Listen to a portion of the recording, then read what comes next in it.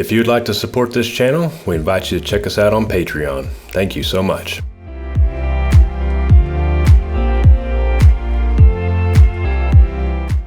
Hey, what's up guys? So you've probably heard the term reel, bed bar, and bed knife. And so what all those components do, and how do you know which kind of bed knife you need? So today we're going to talk all things bed knives, and I'm going to show you how to change one out on the Toro. There's a few types of bed knives that you can purchase for a Toro, and the differences are you've got a micro cut, a tournament cut, and extended cut. And what the differences are is the micro cut is made to do really short, like putting green height, below 1/8 of an inch. So obviously micro, it's a thin piece of metal on that bed knife, and it's super thin. And so I go with the tournament cut, and that's more your standard width. That's what this is. And the reason why I go with tournament cut over the micro cut, even though I'm mowing a putting green, is because I still mow the rest of my lawn, right? And so there's twigs, there's, things in the lawn, right? And if I had that micro cut bed knife, there's a good chance it could get bent and messed up pretty easily. So that's why I don't pick that one. I pick more the standard tournament cut thickness. Just that way it has a little bit more rigidity as we're mowing through. And you hit rocks, you hit twigs, there's debris in the yard, stuff happens, right? And nuts falling off the trees, things like that. And so there's also the extended cut, and that one's more designed for kind of like fairway mowers, but its intention is, the difference is your reel makes contact with this front edge and it's extended, so it's a little bit longer. And what that does is it's supposed to prevent scalping so bad, so really uneven areas that you might have, that's why you would pick an extended cut, is if you're just scalping really bad all the time. And so that's what that one's designed for. Not really something I was interested in, to have a longer bed knife, because the standard on a Toro is the bed bar has more of an aggressive attack angle anyway. And so to have that with an extended cut bed knife just didn't make a lot of sense to me. So that's why I go with standard. And so there's also two different types of metal that you can pick from. And so basically what it is kind of a standard steel versus a hardened steel. And so Toro comes with their standard with their Edge Max series, and that's a hardened steel. So you'll have an Edge Max reel and an Edge Max bed knife. And this was a lesson learned on me last year, is I bought a regular bed knife, just a standard steel bed knife from R&R Products. And what has happened is, well, let me back up. So the reason I bought that bed knife to begin with is it's like $30. And so I was thinking, you know what? I'll put a brand new bed knife on every season. $30, that's not a big deal, right?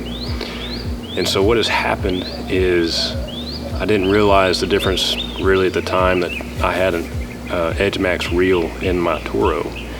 So what happens is I got two different types of metal. And when I do a backlapping, my bed knife will get extremely sharp. I mean razor sharp. It'll just cut through paper like a pocket knife. But the reel's still kind of dull.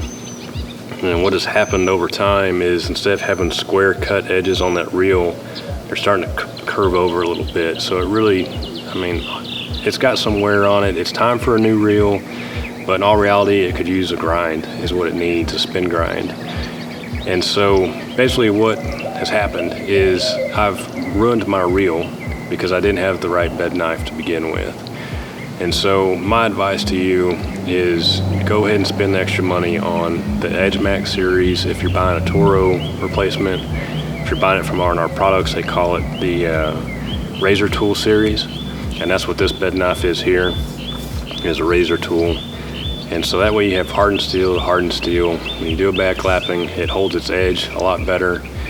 And I know what came on my Toro when I purchased it, because I could backlap it and I could mow quite a bit before it ever got dull. Whereas this last season, where I have the standard bed knife on there with the regular steel on it, it needs sharpened all the time. You guys saw in that last video I did where I did paper tests and it was just fluttering. And that's something I've experienced a lot with that bed knife. And so that's why I need to replace it, get rid of it. And that's why I'm gonna put in this Razor Tool bed knife today. So let's go over to the Toro and let's go take it apart, and I'll show you guys how to replace one of these. All right guys, so the first thing we need to do is take the cutting head off, and I've showed you guys how to do this before. Set the kickstand in the back so your motor doesn't fall over backwards. 9/16 to take this cutting head off. Then just slide the cutting unit off from the drive shaft. So I'm gonna walk you guys through how these components work on the cutting head. It's kind of a complex system, but there's really a lot of simplicity to it. It's really neat how Toro engineered this to work. And so I've showed you before that these bolts right here, this is how you adjust the height that's between your bed knife and your reel. So when you do a back lap, that's how you're adjusting that bed knife to have the proper clearance there. And the way this works is these adjustments move these things at about 1/1000th of an inch. And so as this tightens, it actually pushes this bar. There's two bars here that are connected to your bed bar. It pushes this back. So it pushes that back. It operates off of this pivot point back here. So as that goes back, it pulls the bed knife in. And the opposite's true. You know, if you loosen it off, it lets the bed knife out. And so to show you guys the bottom side, you can see right back here, this is your bed bar right back in this area. And that's what your bed knife connects to. And everything operates off of this pivot point here. And so the reason I'm pointing this out is anytime you're going to go ahead and replace the bed knife, there's an area right here that these arms collect a lot of grass and debris. And so in order to get this replaced properly, you've got to get this cleaned out, because we've actually got to loosen off the bed knife and the bed bar away from the reel to do this replacement. And it's hard to do that when you've got all this debris stacked in here. And so it doesn't affect you so much when you're doing an adjustment for a back lap, because you're actually making this gap open up a little wider, because again, it operates off this pivot point. That bar pushes back, bringing the bed knife into the reel. So that's why the debris doesn't really impact you there. But for doing this replacement, we've got to get this cleaned up. So I'm going to blow these out and get all the debris out of the back of here so we can start working on the bed knife. All right, so now that we got that cleaned out, we can start to back off the bed knife away from the reel so we can do this replacement. And the reason you have to do that is, if you think about it, when you do back lapping and wear happens on the bed knife, this material starts to go away, starts to be removed. And so that's why the old bed knife is higher up into the reel than what this new one's going to be. So that's why we need to back this off in order to service this. And so to start with, I'm just going to back off about 20 turns each side. And this is where I've talked to you before about you've got to make absolute certain you do each side the same way every time. Otherwise you can create a big taper on one side of your reel. And each turn, each little click is 0.0007 of an inch. So it's a very fine amount. So, you know, you think about that, it's probably the thickness of a sheet of paper each click. So it's going to take a while for this to pull away. So that's why I'm going to go ahead and just go with 20 clicks, because we can be further away from the reel and that's totally fine. We'll bring it back in at the end. So each click, you're going to feel that, and just take your time and make sure they're even. So I'm going to check my gap here, and that didn't move a lot. So we're going to keep going. So I'm just going to keep going 20 at a time. And I like to use a wrench over a ratchet, because you can feel each click. That way you don't get off by feeling the clicks in the ratchet, if that makes sense. Okay, so that's 80 clicks. Yeah, we got about an 1/8 inch or more of clearance in there, so we'll start with that. So what we're going to do is we're going to turn this over. Just be careful not to put a lot of pressure back here on the pulley housing. And so, you know, when you get this turned over, a lot of times there's buildup and junk on the bottom of the bed knife. Don't worry about it. I mean, that's just part of it. You know, I know some of you guys are a little OCD about over cleaning your equipment, but it's okay. So you can just take a putty knife and just scrape all that debris off the top. Okay, and so to do this, there's these flathead screws in here. And do not think you can do that with a flathead screwdriver. I'm here to tell you, it will not work. It's not going to work. You actually need the special tool, okay? You can buy that from Toro, or you can buy it from R&R. And the difference is this thickness of the flathead is probably, I don't know, I would say it's at least an 1/8 inch thick or so. And you've got to have that, because if you try doing this with a screwdriver, you're going to twist it out and mess this up, and you're not going to be able to get these out. Especially if you bought a brand, maybe not brand new, but a used mower from a golf course or an auction or whatever. Those have been, you know, exposed to the elements. They've been in a lot of water and things, and so these bolts are going to be a little seized up.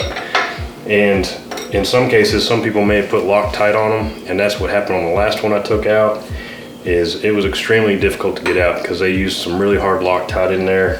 That coupled with the corrosion of just metal and water and dirt and stuff, it was really hard to get out.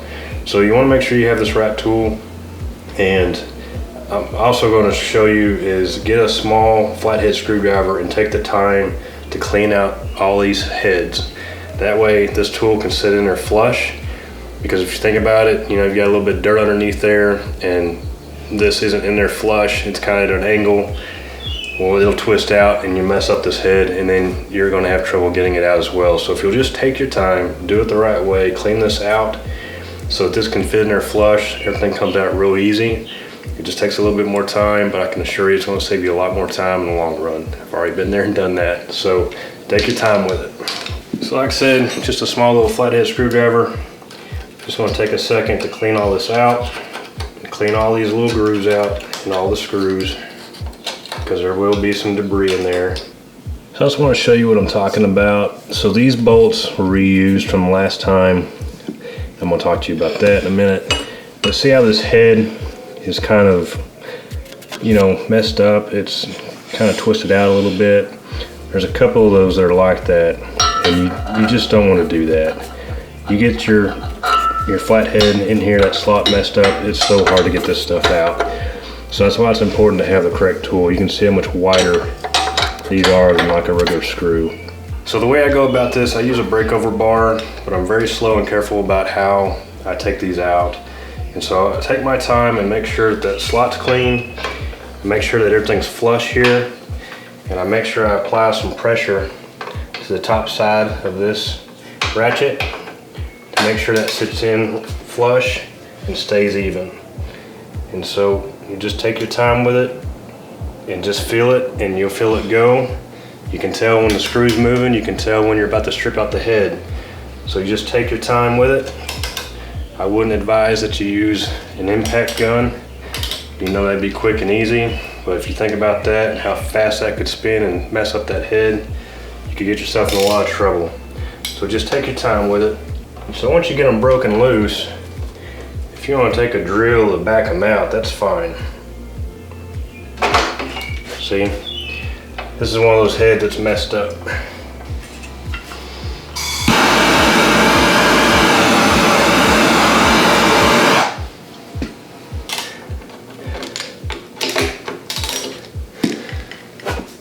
All right, so I finally got them all. So one of these was pretty stuck.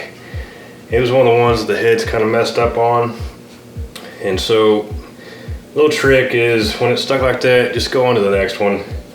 And as you work your way out the rest of these and come back to that one last, sometimes you're able to get it to come out because the tension that's built up along here has been relieved. So that would be a good way to go about that. So now I've got these loose. I'm gonna get the drill out and we'll take them out.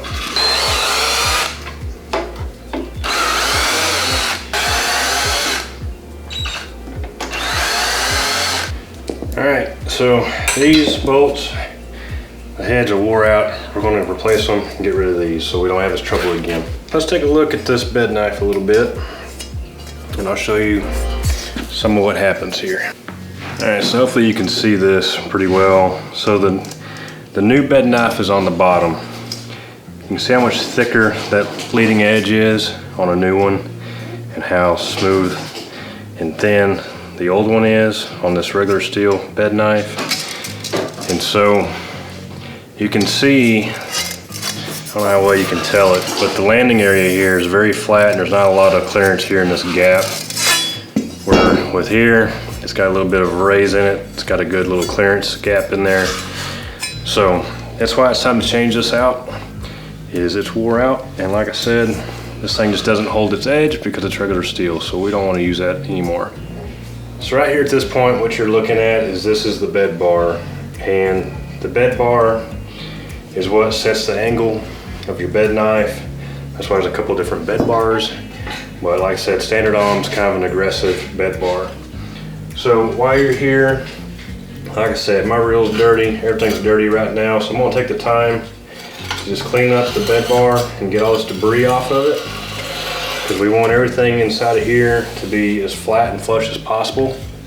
That way your bed knife sits in there level. Because if you have debris and things in there, I mean, think about your bed knife. I know I'm showing it kind of extreme, but it's not going to be level. It's going to fluctuate through there, and that little bit of difference changes a little bit of gap between your reel and the bed knife and all the different areas along the reel. So you want all that to be clean and debris free as possible. I'm also going to go ahead and take the time to clean the reel a little bit, because we've got to do a back lap on this to mate the, the reel to the bed knife. Got to make that made up perfectly. So you're going to have to do that anyway. You might as well get this cleaned up as best as possible. That way you can get a good back lap in there. So okay, so for this, it's really important to follow the manual on how to do this. And one thing it notes is to put a little bit of oil, motor oil, in between this metal bed bar and your bed knife. And what that'll do is that'll help create a barrier in there to keep water and moisture out, to keep corrosion from happening. So I just take a paper towel and a little bit of motor oil, rub it on there, rub it on the bed knife, and it's just the two faces that meet here, and that helps kind of keep that sealed out. So anytime you guys put a new bed knife on, go ahead and get a new set of screws. I didn't do that last time, and y'all saw me struggle to try to get those off. These things are like 15 cents a piece. So for $3, you got a whole new set of screws, and you don't have to worry about this next time. I mentioned earlier, don't put Loctite on this. It specifically says you don't need that in this manual. And the reason for that is we're going to use a torque wrench to set the torque to the proper amount. And these are not going to back out on you while you're mowing. So to get started, I'm just going to line all this back up, and you're not going to tighten any one down yet. I'm going to start with that center one, and it's not tight at all. I just did that to center up the bed knife. And so the way you go about this, if you pay attention to the manual, it's a very particular order that it goes in. And the way it works is there's 1, 2, so you got your outside, 3 to your center, then you step left, 4, 5, and work your way out. 6, 7, 8, 9, 10, 11, 12, 13 on these screws. And I'd advise that you do that on any reel that you have going in that type of order, because it's, just like rotating a tire, you go opposite on the lugs, same kind of concept. It creates an even spread out on the pressure for your bed knife.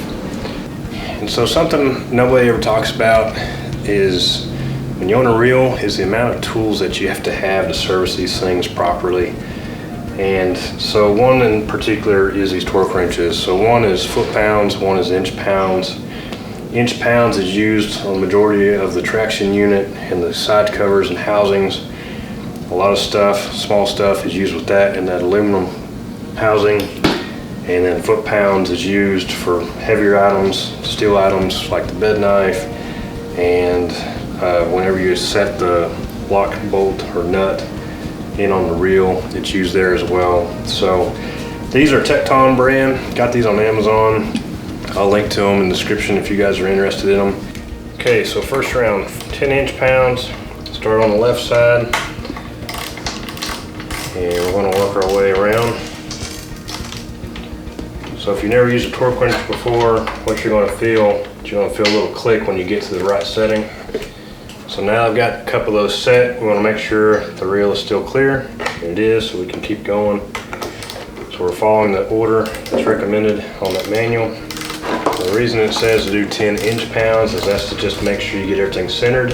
And so you may be wondering, do I really need all these special tools to do all this work? I've got a socket set, why do I need torque wrenches? And my answer is, yeah, you really do. and it's worth it because, you know, something you appreciate about a Nice Greens mower is the level of precision that it has. And so with that, you want to make sure you maintain it with precision. And it's not a huge investment to make for these little tools like this.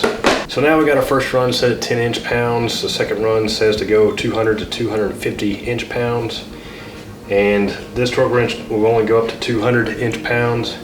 So I converted that over to foot-pounds so I could use the bigger boy here. So that's 16 to 20 foot-pounds. So what I'm gonna do is I'm gonna run through at 16, and I'll come back and run at 20. So just like taking everything off, take your time, get a good feel for it. You'll be able to tell whenever things are gonna slip out, when things are going well. So I like to make sure that these are torqued, not only for the precision of the bed knife, but also you just don't want these screws to fall out, you know? Can you imagine if one fell out and your reel caught it, what the damage it would do? I can assure you this torque wrench is a lot cheaper than buying that $300 reel. Okay, so with that done, we know we've got precision all along here. Everything's flush and flat to the bed bar, and we should have an even gap all along here to our reel. And so if you think through this back to the beginning, you know, that's why this little clearance here is so critical. You know, and moving these adjustments on the bed knife at 0.0007, you know, of an inch each time, it makes a huge difference because it can start to taper your reel and mess it up. And there's just a lot of precision there, a lot of science and engineering that went into that, and it makes a huge difference on the quality of cut, and it matters. So you can see our reel's still free, not making any contact, so that's good. It means we don't have a taper in there. So what we're going to do now is we're going to start to bring that back together.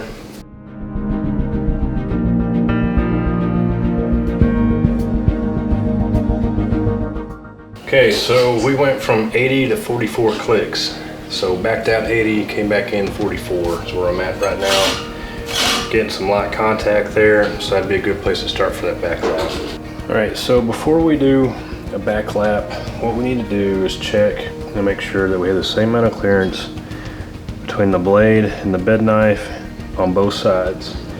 And that's just to prove that, you know, your bed knife and your reel are perfectly square with each other, because it can change from bed knife to bed knife, it can change from wear on the reel and so on.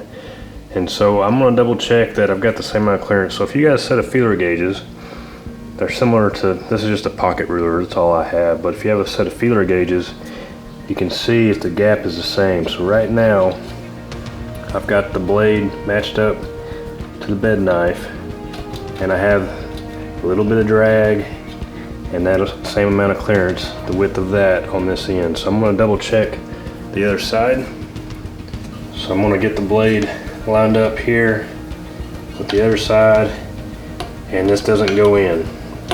So that shows you that the bed knife and the reel are actually set in this type of angle here.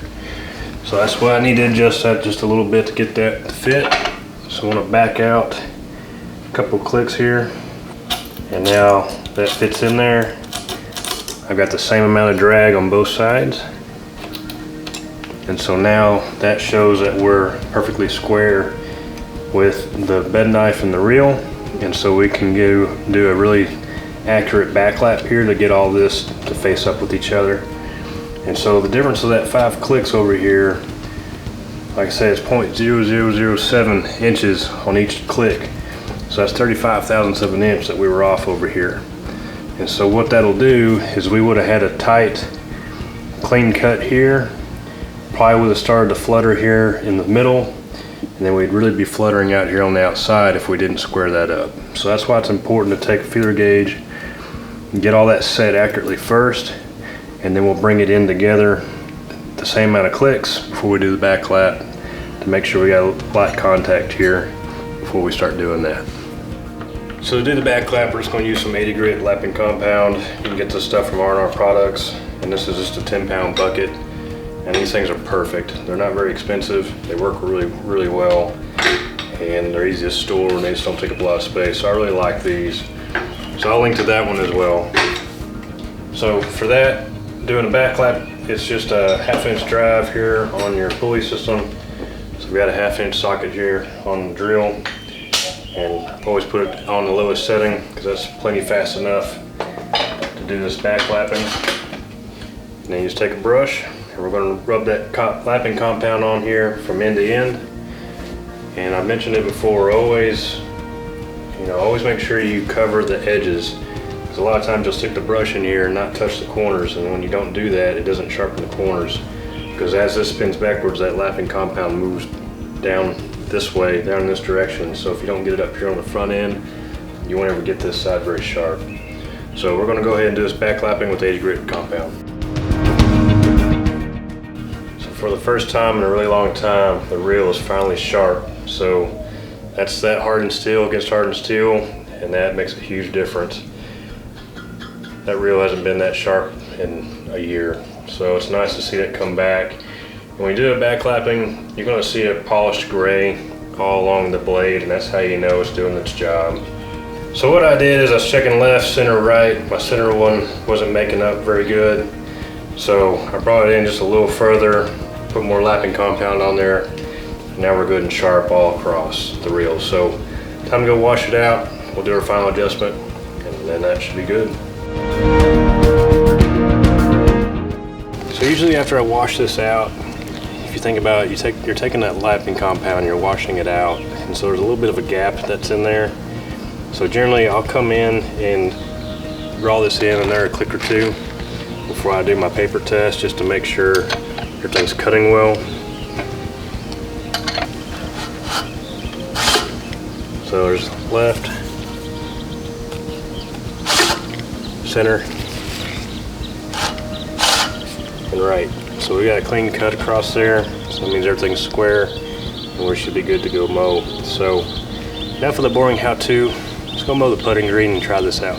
And so of course, anytime you change a bed knife or you adjust your height that's between your bed knife and your reel, it's going to change your height of cut. So you need to double check that before you go mow again. It's going to change. So for the green, I'm still mowing at 1406.